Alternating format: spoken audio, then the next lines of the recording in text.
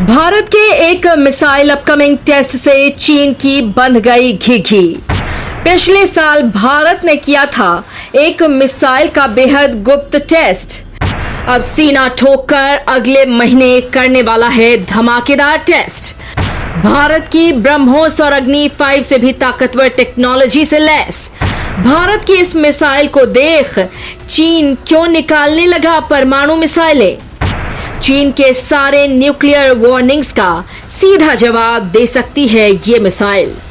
दोस्तों, हाल ही में एक खबर आई थी कि भारत इसी महीने एक मिसाइल का जोरदार टेस्ट करने वाला है जो परमाणु मिसाइलों का भी बाप है। अब हुआ ये कि इस खबर के बाद दुनिया भर में हड़कंप सा मचा है। हड़कंप इसलिए मचा है क्योंकि चीन ने जैसे ही भारत की इस अपकमिंग मिसाइल का ऐलान सुना, उसके बाद उसने अपनी परमाणु मिसाइलों की नुमाइश शुरू कर दी है। चीन अपने परमाणु मिसाइलों की बात करने लगा है। सवाल है कि आखिर भारत क्या करने वाला है और क्यों नए भारत की इस नई मिसाइल से चीन की कंपकपी छूट गई है।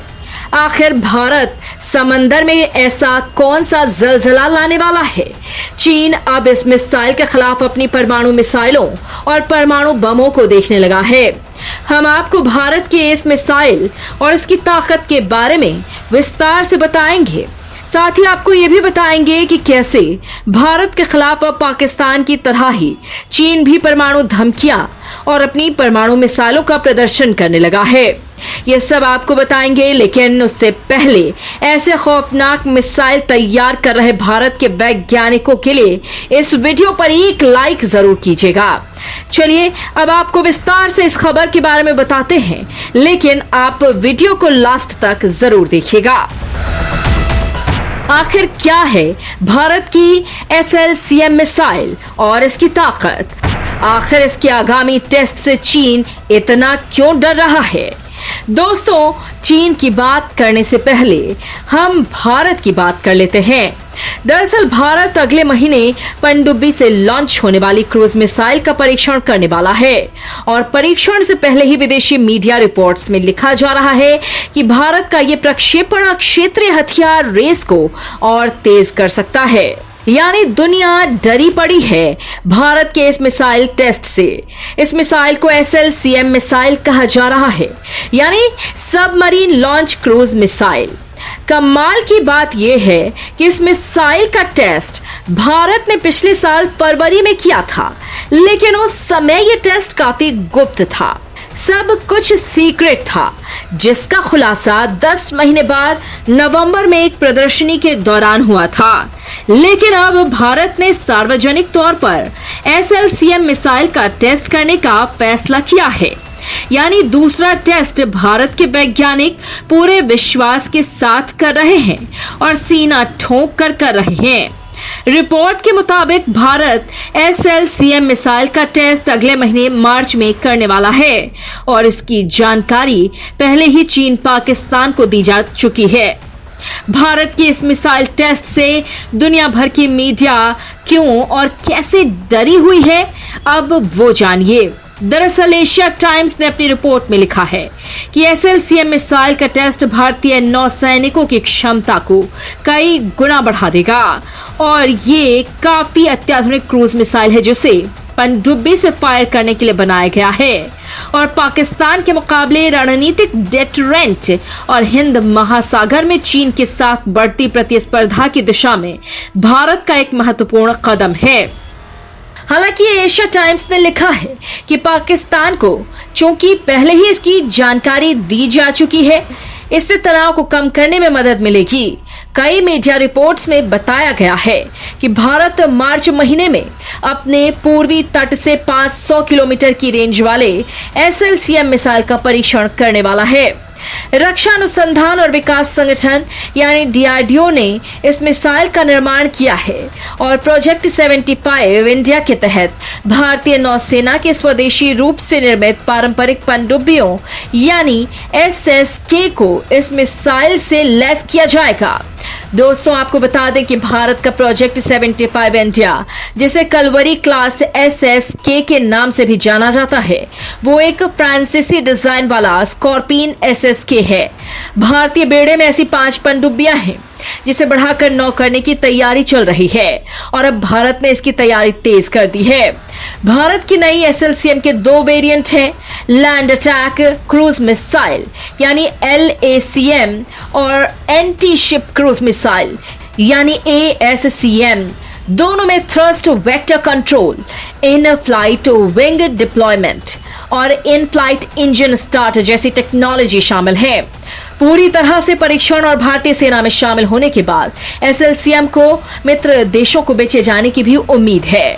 मिसाइल थ्रेट की रिपोर्ट के मुताबिक इसकी क्षमताएं निर्भय ग्राउंड लॉन्च क्रूज मिसाइल के समान हैं, जिसमें 450 किलोग्राम पेलोड और 800 से 1000 किलोमीटर की रेंज है। आपको बता दें कि निर्भय मिसाइल उच्च विस्फोटक हथियार या 12 किलोटन परमाणु हथियार ले जा सकता है। ये एक ठोस ईंधन बूस्टर मोटर से लैस है, जिसे लॉन्च के तुरंत बाद बंद कर दिया जाता है और फिर मैक 0.65 की रफ्तार के साथ टर्बो जेट इंजन में बदल जाता है। मार्च 2013 में ब्रह्मोस एरोस्पेस ने बताया था कि ब्रह्मोस SLCM को विशाखापट्टनम के बंगाल की खाड़ी में एक जलमग्न मंच से सफलतापूर्वक लॉन्च किया गया था। ब्रह्मोस एरोस्पेस का कहना है मिसाइल ने अपने जलमग्न प्लेटफॉर्म से पहले डायरेक्ट ऊपर उड़ान भरी और 290 किलोमीटर की अपनी पूरी रेंज के लिए अपने लक्ष्य को फॉलो किया। कितनी ज्यादा खतरनाक मिसाइल है भारत की SLCM। दोस्तों, जिस मिसाइल का मार्च महीने में लॉन्च होने वाला है वो काफी ज्यादा खतरनाक मिसाइल है। SLCM मिसाइल में 2 तरह की मुख्य क्षमताएं हैं। एक क्षमता है सी स्किमिंग और दूसरी क्षमता है टेरेन हंगिंग कैपेबिलिटी, जिसका मतलब यह हुआ कि लॉन्च करने के बाद यह मिसाइल समुद्र में पानी से काफी ऊंचाई पर उड़ान भरती है, जिसकी वजह से रडार इसे डिटेक्ट नहीं कर पाते हैं। इसके अलावा 2 तरह के वॉरहेड इसमें लगाए जा सकते हैं। एक वॉरहेड प्रिसीजन कम ब्लास्ट जो बंकरों और दुश्मनों के रणनीतिक ठिकानों को उड़ाने के लिए काम में लाए जा सकते हैं, और दूसरा वॉरहेड है एयर बर्स्ट जो कमजोर परत वाले दुश्मनों के टारगेट को उड़ाने के लिए डिजाइन किया गया है। SRBM और MRBM के साथ SLCM का इस्तेमाल भारत युद्ध शुरू होने के साथ ही कर सकता है, ताकि दुश्मन के रणनीतिक ठिकानों जैसे logistic hub, command centres, airfields और कम्युनिकेशन सेंटर्स को तबाह किया जा सकेगा। दूसरे सेल्वो का लक्ष्य हवाई सुरक्षा, तोप खाने के टुकड़ों, मिसाइल अड्डों और टैंक संरचनाओं को नष्ट करना होगा, जिसमें रॉकेट और बंदूक तोपखाने के हमलों से आगे तैनात पदों पर सैनिकों को खत्म करना होगा। मीडिया रिपोर्ट्स के मुताबिक भारत सरकार का लक्ष्य तीनों सेनाओं को निर्भय मिसाइलों की अलग अलग कैटेगरी से लैस करना है, जिसकी क्षमता 1000 किलोमीटर से ज्यादा है।